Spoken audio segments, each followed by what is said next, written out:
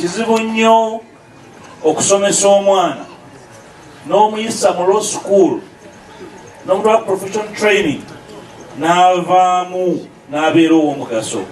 My president can attest to train a lawyer, turn that lawyer into an attorney, dependable, reliable and serious.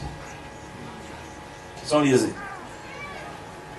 Banamateeka bangi gye bali eyo naye nabo nga beebuuza kye baasoma tebakizuulanga. So you lose rather than at a young age. It's a huge loss. Not just the family. It's a personal loss. Loss eba ya family yona yona. That the nation has lost. Eiwanga lino lifiirirwa kinene ilo. Gwanga lifiiriddwa omwana waali omuto Katonda gwe wa magezi. Naye Katonda yalamula n'asalawo nti nange ono mukola ki? Mwetaaga. Ebyo tonatona tubidde. So ndi wano okubasaasira nga family, nga ugweri, nga community for the loss.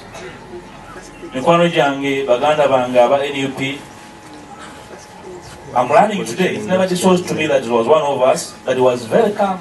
Remember, very professional. He listens, he guides. It's a huge loss. I've seen my mayor of Iganga. My deputy spokesperson, Waiswa Muganda wange bitu twakanyako. We are gentlemen and very serious people. We shall deal with them. We know how to handle very serious issues. Tutuzitwala mu bataka mu mbeera. Okay, we shall deal with them. Waliwo ensonga lwaki waliwo abakulembeze ate n'abakulemberwa.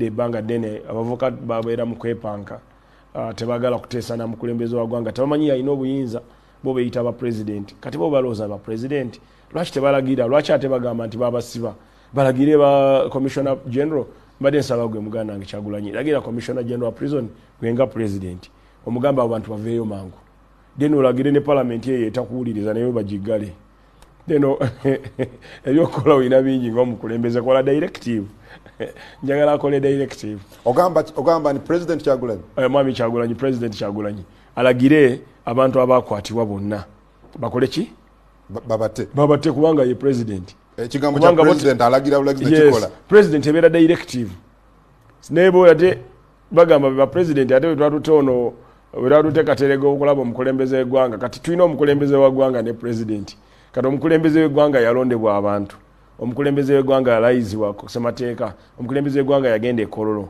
omukulembeze w'eggwanga yawangula akalulu Yoweri Kaguta Museveni.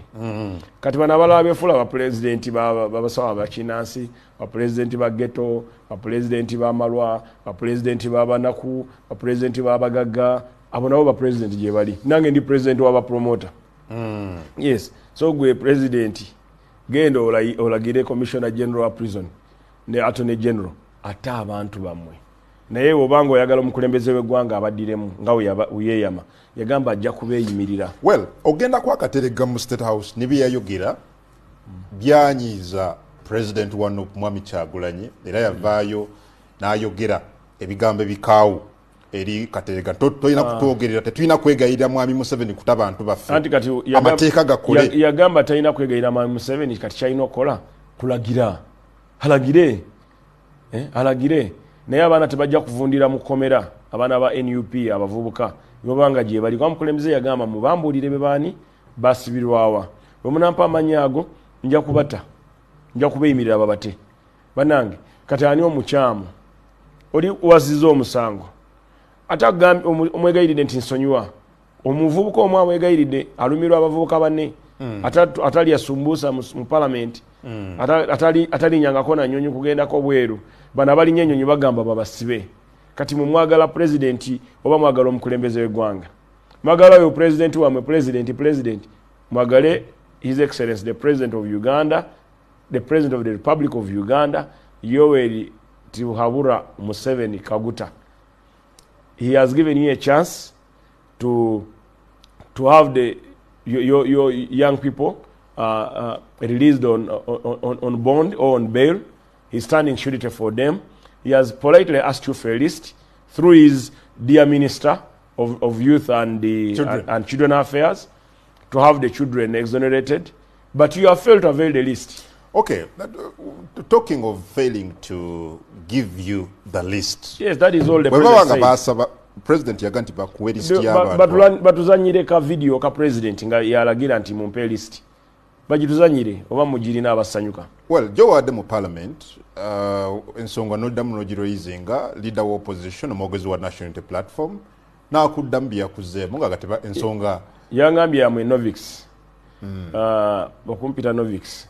Waliwo n'omulala yampita nti ono mutegesi w'ebivula aze kukola kiwano mu studio ya NBS. Nagamba am a useful idiot. Useful idiot y'omuntu ali useful alina omugaso naye ng'akozesebwa ebikyamu unknowingly or knowingly n'abisigala ng'abikola. Ebikyamu bye bagamba bye nali nkozesebwa ebintuuzizza wano wendi. Kati ntula mu parliament yemu n'oyo yampita useful idiot mukama wange. Ali yagambye oli novice. Yakuyisiza novice. Wakiwulidde otya? Yes, ate kati kinzijjako ki omusala gugenda ku account. Omusala gugenda ku account. Ntula ku front bench. Mpita mu gate yemu muyingiza. Ndya ku mmere yemu. Ajja kuba kunyonyi nga nange kwendi. So olowooza ensonga gyo raising bo bagitwala nga yakuzannya. Because I thought gw'okuvaayo noga nti muleete list. Bali badde bakikubira ne mu ngalo nti okay. Kati bo beyambisa abaana nti basibwa okunoonya obululu n'obuganzi mu bazungu. Bagamba Museveni mubi yasiba abaana baffe tebabasumulula kati bana abaana okuvaayo kabaka weddemu. Kati bwe bavaayo we bati kabaka weddemu. So sanyu lyabo okuba abaana nga bali mu makomera. Yes, sanyu lyabo